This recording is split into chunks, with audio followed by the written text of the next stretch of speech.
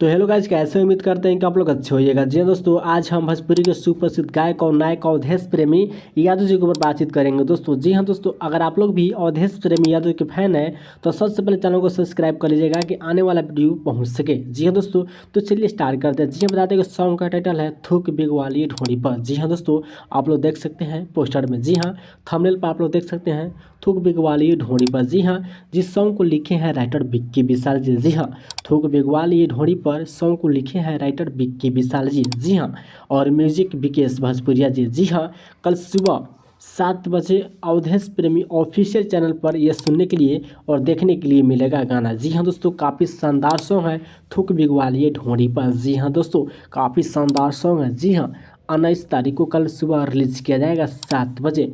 जी हाँ दोस्तों, काफ़ी ब्रांड लेवल के गाना है। जी हाँ दोस्तों, अवधेश प्रेमी ऑफिशियल पर 7 बजे सुनने के लिए मिलेगा दोस्तों। तो चलिए मिलते हैं अगला वीडियो में, तब तक के लिए बाय दोस्तों।